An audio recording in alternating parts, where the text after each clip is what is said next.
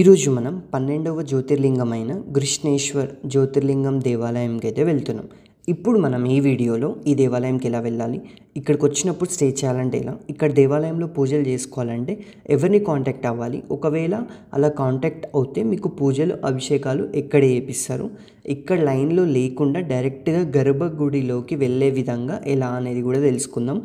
ఇక్కడ దేవాలయంకి వచ్చినప్పుడు మనం ఖచ్చితంగా దర్శించవలసిన వేరే ఇతర దేవాలయాలు లేకపోతే వేరే ప్లేసెస్ ఏమున్నాయి, అక్కడికి ఎలా వెళ్ళాలి అనేది కూడా తెలుసుకుందాం.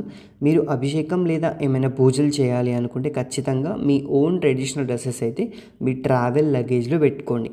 ఇక్కడ చాలా కాస్ట్లీ అండ్ అవి మళ్ళీ అంత మంచి క్వాలిటీ కూడా కాదు. ఇప్పుడు మనం కృష్ణేశ్వర్ జ్యోతిర్లింగం యొక్క స్పెషాలిటీ ఏంటో తెలుసుకుందాం. ఇక్కడ పరమశివుడు వెలిసిన ద్వాదశ జ్యోతిర్లింగాలలో కృష్ణేశ్వర లింగం ముఖ్యమైనది. దీని వెనుక ఆసక్తికరమైన విషయం ఏంటంటే, పూర్వకాలంలో దేవగిరికి సమీపంలో సుధర్ముడు అనే బ్రాహ్మణుడు ఉండేవాడు. అతడు వేదాంగ విధుడు, ధర్మపరుడు. ఇతని భార్య సుదేహ. ఈ దంపతులకు సిరి సంపదలు, భోగభాగ్యాలు అన్నీ ఉన్నాయి, కానీ సంతానం మాత్రం లేదు. ఒక్క రోజున సుధర్ముని ఇంటికి బ్రహ్మజ్ఞాని అయిన యతీశ్వరుడు ఒకరు వచ్చారు. భార్యాభర్తలు యతీశ్వరుడికి స్వాగత సత్కారాలు చేశారు. మధ్యాహ్న కాలమైంది. యతీశ్వరుడు భిక్ష స్వీకరించబోతూ సుధర్ముడితో నీకెందరు పిల్లలు అని అడిగారు. బ్రాహ్మణ దంపతులు నోటమాట రాలేదు. అనుకోని ఈ ప్రశ్నకు ఏం సమాధానం చెప్పలేకపోయారు. కొంతసేపటికి తర్వాత తాము సంతానహీనులము అని చెప్పారు. అప్పుడు ఆ యతీశ్వరుడు పీట మీద నుంచి లేచి వెళ్ళిపోయారు. దంపతులను అంతని బ్రతిమాలాడు. స్వామి, సంతానహీనులమైన మాకు సద్గతులు లేవు, మీరు సిద్ధాన్నము కూడా వదిలి వెళ్తారా అని బాధగా అడిగారు. దానికి యతీశ్వరుడు కరుణించి కొంతకాలానికి మీకు సంతానం కలుగుతుంది అని చెప్పి వెళ్ళిపోయారు. సుదేహ ఒకసారి గతాన్ని గుర్తుకు తెచ్చుకుంది. వివాహానికి ముందే జాతకాలు చెప్పేవాళ్ళు నీకు సంతానయోగం లేదని చెప్పారు, కానీ ఈ విషయం చెప్పకుండా సుధర్ముడికి ఇచ్చి పెళ్లి చేశారు. సుదేహ ఇప్పుడు విషయాన్ని తన భర్తకు వివరించి తన చెల్లెలు ఘష్మను వివాహమాడి సంతానాన్ని పొందమని చెప్పింది. సుధర్ముడు అందుకు ఒప్పుకోలేదు. చివరకు భార్య బలవంతం మీద రెండవ వివాహానికి అంగీకరించాడు. ఘష్మ పరమ పవిత్ర. తన అక్క సుదేహను తల్లిలాగా, భర్తను దైవంలాగా చూసుకునేది. ఉత్తమ ఇల్లాలు అనిపించుకుంది. అతి కొంత సమయంలోనే గర్భవతి అయి ఒక మగ శిశువును ప్రసవించింది. పిల్లవాడు దినదినాభివృద్ధి పొందుతున్నాడు. ఇలా కొంతకాలం జరిగింది. సుదేహాలో మార్పు వచ్చింది. చెల్లెల మీద ఈర్ష్య, పిల్లవాడిపై ద్వేషము పెరిగాయి. క్రమంగా ఆమె వాటికి బానిసైపోయింది. సంతానము కలగడం చేత కాదా అని నా చెల్లెలకి ఇంత మర్యాద మన్నన, అదే సంతానం లేకపోతే ఇద్దరం ఒకటే కదా, ఈ రకంగా ఆలోచించడం మొదలుపెట్టింది. ఒకరోజు రాత్రి నిద్రపోతున్న పసివాడు గొంతు కోసి చంపేసింది. తలను మొండేన్ని వేరు చేసి దగ్గరనే ఉన్న చెరువులో పారేసి ఏమి ఎరుగని అమ్మాయిలాగా ఇంటికి వచ్చి పడుకుంది. మర్నాటి ఉదయాన్నే లేచి మళ్ళీ చెరువులో స్నానం చేయటానికి వెళ్ళింది. పసివాడు చెరువులో ఈదుకుంటూ వచ్చి తల్లి కాళ్ళు పట్టుకొని, అమ్మ, నేను చచ్చి మళ్ళీ బ్రతికినట్లు కలగన్నాను అని అన్నాడు. ఘష్మ అవాక్కైపోయింది. చిన్నపిల్లవాడు కలగనటం ఏమిటి, చెరువులో నుంచి ఈదుకు రావటం ఏంటి, అంత వింతగా ఉన్నదనుకుంటూ పిల్లవాడిని తీసుకొని ఈశ్వరుని స్మరిస్తూ ఇంటికి బయలుదేరింది. త్రోవలో ఆమెకు పరమేశ్వరుడు ప్రత్యక్షమై, సాధ్వి, నీ అక్క సుదేహ నీ పిల్లవాడు గొంతు కోసి చంపింది. నీవు నా భక్తురాలువు కాబట్టి ఆ పిల్లవాడిని నేను మళ్ళీ బ్రతికించాను. ఇప్పుడు సుదేహాను శిక్షిస్తాను అని పరమశివుడు అన్నారు. ఘష్మ పరమేశ్వరుని పరిపరి విధాల స్తుతించి, దేవా, మానవులు పాపపు పనులు చేయటానికి పాడుబుద్ధే కారణము కాబట్టి, నువ్వు లోకరక్షకుడవు కాబట్టి, దయామయుడవు కాబట్టి మా అక్కకు మంచి బుద్ధిని ప్రసాదించు అని వేడుకుంది. ఆ మాటలకు శివుడు ఎంతో ఆనందించి, అమ్మ, నువ్వు కోరినట్లే చేస్తాను, అంతేకాదు పాపపులను దుర్మార్గులను కూడా క్షమించగలిగే మంచితనమున్న నీ పేరును కృష్ణేశ్వరుడు అనే పేరుతో నేను ఇక్కడ జ్యోతిర్లింగంగా వెలిసి భక్తులను రక్షిస్తుంటాను అని అన్నారు. ఈ రకంగా కృష్ణేశ్వర జ్యోతిర్లింగం వెలిసింది. దీన్ని పూజించిన వారికి పుత్రశోకము కలగదు. ఇది ఈ జ్యోతిర్లింగం స్పెషాలిటీ. ఇప్పుడు మీరు ఏ లొకేషన్ నుంచి వెళ్ళాలి అనుకుంటున్నారో మీ లొకేషన్ని కామెంట్స్లో చెప్తే నేను మీ లొకేషన్ నుండి ఈ దేవాలయంకి ఎలా వెళ్ళాలి అనేది నేను చెప్తాను. నేను మాత్రం ఈ వీడియోలో ఓన్లీ హైదరాబాద్ నుంచి ఈ జ్యోతిర్లింగం దేవాలయంకి ఎలా వెళ్ళాలి అనేది చెప్తున్నాను. మరియు మీకు ట్రైన్ డీటెయిల్స్ అన్ని డిస్క్రిప్షన్లో ఇస్తాను, చెక్ చేయండి. ఇంకేం డౌట్స్ ఉన్నా సరే కామెంట్స్లో అడగచ్చు. 10 మినిట్స్లో మీకు రిప్లై అయితే ఇస్తాం. మీకేం డౌట్స్ ఉన్నా సరే. హైదరాబాద్ నుంచి మీకు డైరెక్ట్గా ఔరంగాబాద్ రైల్వే స్టేషన్కి మీకు ట్రైన్స్ ఉన్నాయి. అలాగే మీకు హైదరాబాద్ ఎయిర్పోర్ట్ నుంచి కూడా ఔరంగాబాద్ ఎయిర్పోర్ట్కి ఫ్లైట్స్ ఉన్నాయి. మీరు ట్రైన్లో వద్దాం అనుకునే వాళ్ళు మీకు train starting AC sleeper ticket price వచ్చేసి 880 నుంచి అయితే స్టార్ట్ అవుతుంది.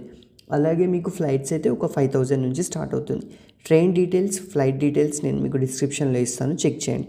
ఏమైనా డౌట్స్ ఉంటే కామెంట్స్లో అడగచ్చు. ఈ దేవాలయంకి నేను హైదరాబాద్ నుంచి అయితే రాలేదు.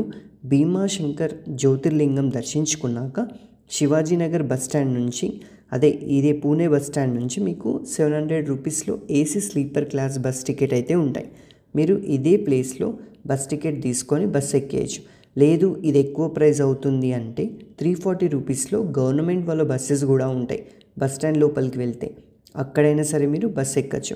ఇక్కడ బస్ ఎక్కిన తర్వాత మీరు మళ్ళీ ఔరంగాబాద్ స్టాప్లో అయితే దిగేయాలి. ఇప్పుడు ఔరంగాబాద్ని సంభాజీనగర్ బస్ స్టాండ్ అని కూడా అంటారు, గుర్తుపెట్టుకోండి. ఇప్పుడు మనం బాలాజీనగర్లో అయితే దిగేస్తాము. మీరు ఇక్కడ నుంచి ఆటో మాట్లాడుకొని సెంట్రల్ బస్ స్టాండ్కి వెళ్ళండి. బస్ స్టాండ్ వరకు అయితే 10 రూపీస్ ఇస్తే సరిపోతుంది. లేదు డైరెక్ట్గా టెంపుల్ దగ్గర డ్రాప్ చేస్తామంటారు, 600 to 1000 రూపీస్ వరకు అయితే ఛార్జ్ చేస్తారు. సో మీరు బస్ స్టాండ్లో దిగేసి ఇక్కడ నుంచి బస్సులో వెళ్తే జస్ట్ 50 రూపీస్ టికెట్తో మీరు ఎగ్జాక్ట్గా టెంపుల్ ముందు దిగచ్చు. అది కూడా ఎర్లీ మార్నింగ్, చాలా బాగుంటుంది, ప్రశాంతంగా వెళ్ళచ్చు. ఇప్పుడైతే మనం సెంట్రల్ బస్ స్టాండ్ దగ్గరికి అయితే వచ్చాం. ఇక్కడ కూడా మీకు ఆటో వాళ్ళు కనిపిస్తారు, ఒక 2-3 కనిపిస్తారు. ఏమంటారంటే లైక్ ఒక 2000, 3000 ఇవ్వండి, మేము మీకు ఈ ప్లేసెస్ అన్నీ చూపిస్తాము, ఈ ప్లేసెస్కి తీసుకెళ్తాం, దర్శనం చేపిస్తామని అంటారు. ఒకవేళ మీకు 2000, 3000 పెద్ద మ్యాటర్ కాదు అనుకుంటే మీరు వాళ్ళతో పాటు ఆటో మాట్లాడుకొని ఆటో అతనితో వెళ్ళిపోవచ్చు. డైరెక్ట్గా మీకు ఈ మెయిన్ ఇంపార్టెంట్ 4 to 5 ప్లేసెస్ చూపిస్తారు అండ్ టెంపుల్ దర్శనం చేసుకొని వచ్చేసేయచ్చు. ఇప్పుడు మనం సెంట్రల్ బస్ స్టాండ్కి అయితే వచ్చేసాం. ఇక్కడ మనకి ఫస్ట్ బస్ వచ్చేసి ఇదే ప్లాట్ఫామ్లో మార్నింగ్ 6 to 7 లోపల స్టార్ట్ అవుతుంది. సో నేను మార్నింగ్ 4 కల్లా బస్ స్టాండ్లో ఉన్నాను. సో ఒక 3 hours వెయిట్ చేశాక బస్సు వచ్చింది, ఇక స్టార్ట్ అయ్యాను టెంపుల్కి. మనకి వెళ్ళే ముందు దౌలతాబాద్ ఫోర్ట్ వస్తుంది. మీకు టైం ఉంటే దేవాలయం దర్శనం అయిపోయాక విజిట్ చేయండి ఈ ప్లేస్ని. ఇప్పుడైతే మనం ఇక దేవాలయం దగ్గరికి అయితే వచ్చేసాం. ఇప్పుడు ముందుగా మనం స్నానం చేయాలి కాబట్టి మీరు స్నానం చేయడానికి మీకు దేవాలయంకి కొంచెం దూరంలో ఒక కోనేరు ఉంటుంది. ఇక్కడికి వెళ్ళైనా మీరు స్నానం చేయొచ్చు. లేదంటే మీరు తీసుకున్న హోటల్లో స్నానం చేసినాకైనా సరే వచ్చి ఇక్కడ కొన్ని వాటర్ నెత్తిపైన పోసుకొని దేవాలయం దర్శనంకి వెళ్ళండి. ఇది రికమెండెడ్, ఇక్కడ ఉన్న వాళ్ళు కూడా చెప్తున్నారు.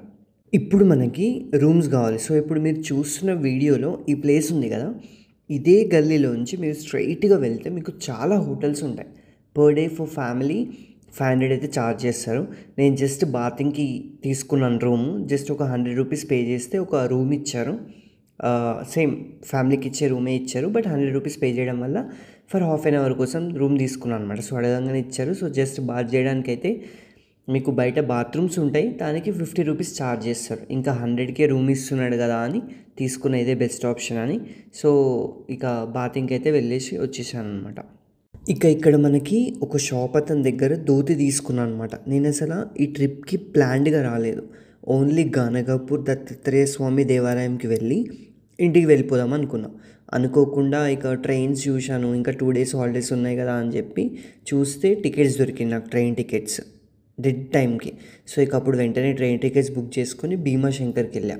అక్కడికి వెళ్ళిన తర్వాత అరే కృష్ణేశ్వర్ కూడా దగ్గర ఉంది కదా అని చెప్పి మళ్ళీ కృష్ణేశ్వర్ కూడా దర్శించుకుందామని చెప్పి మళ్ళీ బస్ టికెట్ తీసుకొని వచ్చేసి ఇట్లా వచ్చినా అనమాట. అనుకోకుండా సడన్ ప్లాన్ అయిపోయింది.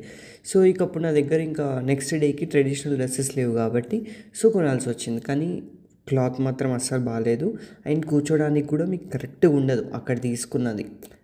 ఇక ఎట్లా ట్రెడిషనల్ అయితే వేసుకున్నామో వెళ్ళి పూజ చేసినామో అన్నట్టు అయిపోతుంది. ఇప్పుడు నేను ఈ దేవాలయంకి వెళ్ళినప్పుడు ఇక్కడ పంతులు పరిచయం అయ్యారు. అక్కడ నాకు ఒకరి ద్వారా పరిచయం అయ్యారు. అలా ఈ పంతులు ఇక్కడ పూజలు చేస్తారు, కాకపోతే ఇంత అమౌంట్ అయితే పే చేయాలి అని చెప్పారు. సో సరే పే చేస్తాను, నాకు అట్లా ఏం లేదంటే సరే ఇక లైన్లో కూడా వెయిట్ చేయాల్సిన అవసరం లేకుండా డైరెక్ట్గా విఐపి ఎంట్రీ లాగా వెళ్ళిపోయినాం అనమాట. లైన్ ఏం లేదు. సో డైరెక్ట్ గర్భగుడిలోకి తీసుకెళ్ళిపోయారు మనం ట్రెడిషనల్ డ్రెస్ చేంజ్ చేసుకున్న తర్వాత. ఇక అక్కడికి వెళ్ళిపోయిన తర్వాత నేను పంచామృత అభిషేకం చేసుకున్నాను, అలాగే అర్చన కూడా చేయించాను. దీనికి పంతులు ఛార్జ్ చేసిన ప్రైస్ వచ్చేసి 1100 అన్నమాట. మీరు ఇలా దేవాలయంకి వెళ్ళగానే వెంటనే పూజ అభిషేకం చేయించుకోవాలనుకుంటే మీరు కామెంట్స్లో అడగండి, మీకు నేను వాళ్ళ మొబైల్ నెంబర్ అయితే సెండ్ చేస్తాను. డైరెక్ట్గా మీరు మాట్లాడుకొని వెళ్ళి పూజలు చేయించుకోవచ్చు. ఏ టైంకి వెళ్తారు ఏంటి అనేది అక్కడ పంతులతో మాట్లాడుకోవచ్చు. ఆ పంతులే చెప్తారు మీకు మొత్తం ఎలా చేయాలి ఏంటి ప్రాసెస్ ఏంటి. మంచిగా చేస్తారు పూజ మాత్రం. ఇప్పుడు ఇక్కడ దేవాలయంలో పూజలు అయిపోయి బయటకు వచ్చిన తర్వాత మీకు ఇక్కడ పూజా మందిరంలోకి కావాల్సిన సామాన్లు కానీ లేదా ప్రసాదం కానీ ఇక్కడ మీరు కొనుక్కోవచ్చు. ఇక్కడ స్వీట్ వచ్చేసి దూద్ పేడ అనమాట ఇక్కడ ఉంటుంది. టేస్ట్ మాత్రం చాలా బాగుంది. బాక్స్ 100 రూపీస్ అని అన్నారు, కానీ నేను మాట్లాడి 2 బాక్సెస్ 140 రూపీస్కి అయితే తీసుకున్నాం. ఇప్పుడు ఇక్కడ దేవాలయంలో పూజలన్నీ అయిపోయిన తర్వాత మనం ఇక్కడ దర్శించాల్సిన ముఖ్యమైన దేవాలయాలు కొన్ని ప్లేసెస్ ఏంటో తెలుసుకుందాం. ఎల్లోరా కేవ్స్, భద్ర మారుతి హనుమాన్ దేవాలయం. ఇది స్వయంభూ అయిన హనుమంతుడి దేవాలయం. ఇక్కడ హనుమంతుడు పడుకున్న ఆకారంలో ఉంటారు. ఖచ్చితంగా మీరు ఈ దేవాలయం అయితే దర్శించుకోండి. మీరు ఎల్లోరా కేవ్స్ నుంచి ఇక్కడికి వెళ్ళడానికి మీకు ఆటోస్ ఉంటాయి, లేకపోతే బస్సెస్ కూడా ఉంటాయి. మీరు ఎలా అయినా సరే వెళ్ళచ్చు. నెక్స్ట్ వచ్చేసి లక్ష వినాయక్ మందిర్. ఇది మీరు మార్నింగ్ స్నానం చేయడానికి కోనేరు దగ్గరికి వెళ్ళేటప్పుడు ఇది మీకు లెఫ్ట్ సైడ్లో ఉంటుంది. అక్కడ నుంచి మీరు ఒక 500 మీటర్స్ వెళ్తే బై వాకింగ్ వెళ్ళచ్చు. వెళ్తే గర్భగుడిలోకి అయితే వెళ్ళచ్చు. కానీ ఈ గర్భగుడిలోకి కూడా వెళ్ళాలంటే బాయ్స్ కంపల్సరీ ట్రెడిషనల్ డ్రెస్లోనే ఉండాలి. ఆయన షర్ట్ బనియన్ తీసేసేయాలి, లేకపోతే మీరు లోపలికి వెళ్ళలేరు అనమాట. నెక్స్ట్ వచ్చేసి దౌలతాబాద్ ఫోర్ట్. ఈ ఫోర్ట్ మీరు మళ్ళీ రిటర్న్ ఔరంగాబాద్ రైల్వే స్టేషన్కి కానట్టు వెళ్ళేటప్పుడు మీకు అక్కడ కనిపిస్తుంది రైట్ సైడ్లో ఫోర్ట్. ఒకవేళ మీరు ఈ ఫోర్ట్కి వెళ్ళాలి అనుకుంటే అక్కడ స్టాప్ ఉంది, అక్కడ చెప్తే మిమ్మల్ని ఆపేస్తారు. అక్కడ దిగి అక్కడ నుంచి మీరు ఫోర్ట్కి వెళ్ళి ఎక్స్ప్లోర్ చేసుకొని మళ్ళీ అక్కడ నుంచి మీరు మళ్ళీ రైల్వే స్టేషన్కి అయితే వెళ్ళచ్చు. ఈ ప్లేసెస్ అనేది దర్శించుకోవాలనుకుంటే మీకు డైరెక్ట్గా మనం బస్ దిగిన దగ్గర మీకు ఆటోస్ ఉంటాయి, వాళ్ళతో మాట్లాడుకొని మీరు ఈ ప్లేసెస్ అన్నిటికీ వెళ్ళచ్చు. వీటిలో ఖచ్చితంగా విజిట్ చేయాల్సిన ప్లేస్ వచ్చేసి భద్రమారుతి హనుమాన్ దేవాలయం. ఇది చాలా ఫేమస్ అయిన హనుమాన్ టెంపుల్ ఇక్కడ, కాబట్టి ఖచ్చితంగా దర్శించుకోండి. అసలు ఇక్కడ కథన ప్రకారం చాలా సంవత్సరాల క్రితం ఇక్కడ భద్రావతి అనే నగరం ఉండేది. భద్రసేన్ ఈ నగరానికి రాజు మరియు శ్రీరామునికి గొప్ప భక్తుడు. అతను ఇక్కడ భద్రకుండ సమీపంలో రాముణ్ణి క్రమం తప్పకుండా పూజించేవాడు. అతను భజనలు చేసేవాడు. ఒకరోజు హనుమంతుడు ఇక్కడి నుండి నడుచుకుంటూ వెళ్తుండగా భజనలో మునిగి ఉన్న భద్రసేనుని స్వరం వినబడింది మరియు అతని చప్పట్లు మొదలయ్యాయి. హనుమంతుడు నిద్రలో మునిగి స్తోత్రాలు వినడం ప్రారంభించాడు. స్తోత్రం ముగియగానే హనుమంతుడు లేచాడు. హనుమంతుడు రాజును అడిగాడు, నీకేం కావాలి? భద్రసేన్ హనుమంతుడిని ఈ ప్రదేశంలో నివసించమని అభ్యర్థిస్తాడు. హనుమంతుడు అంగీకరించి ఆశీస్సులు అందించి అదృశ్యమయ్యాడు. ఆయన ముద్ర ఉన్న ఈ రాయి అప్పట్లో తయారైందని చెప్తారు. నిద్రిస్తున్న భంగిమలో ఉన్న ఈ మరోటి విగ్రహం చూడదగ్గదే. మారుతి మన కోరికలను తీర్చే ప్రాంతంగా అంటారు. ఈ ప్లేసెస్ అనేది దర్శించుకోవాలనుకుంటే మీకు ఈ దేవాలయం దర్శించుకున్నాక ఇక మీరు ఔరంగాబాద్ రైల్వే స్టేషన్కి వెళ్ళాలి అనుకుంటే 42 నెంబర్ బస్ ఎక్కి మీరు బాబా పెట్రోల్ పంప్ దగ్గర దిగేయండి. ఇక్కడ దిగిన తర్వాత ఇక్కడ నుంచి మీకు ఔరంగాబాద్ రైల్వే స్టేషన్ ఒక 10 మినిట్స్లో వెళ్ళిపోవచ్చు. ఆటోస్ అండ్ బస్సెస్ ఉంటాయి. ఇక ఇలా రైల్వే స్టేషన్కి అయితే వచ్చేస్తాం. ఇదే ఔరంగాబాద్ రైల్వే స్టేషన్ అన్నమాట. ఇలా వచ్చాక ఇక్కడ మనకైతే మన ట్రైన్ టైమింగ్స్ అయితే చూపిస్తాయి. సో ఇక్కడ చూసుకొని మీ ప్లాట్ఫామ్ ఏదో కన్ఫర్మ్ చేసుకొని ఇక హైదరాబాద్కి రిటర్న్ అవ్వడమే. మీకు ఏం డౌట్స్ ఉన్నా సరే మన వీడియో కింద కామెంట్ బాక్స్లో అడగండి, మీకు రిప్లై ఇస్తాను. మ్యాక్స్ ఒక 10 మినిట్స్ లోపల మీకు ఏం డౌట్స్ ఉన్నా సరే సాల్వ్ చేస్తాం. నాకు ట్రైన్ ఔరంగాబాద్ రైల్వే స్టేషన్లో దొరకలేదు. సో నాకు ట్రైన్ బుక్ అయింది పూర్ణ జంక్షన్లో. సో ఇక్కడ నుంచి అక్కడికి నార్మల్ టికెట్ చేసుకొని మళ్ళీ అక్కడి నుంచి ఏసీ టికెట్ చేసుకొని అయితే నేను హైదరాబాద్కి రీచ్ అయ్యాను. మీకు ఏమైనా డౌట్స్ ఉంటే ఇలా కూడా అడగచ్చు. ఓకే.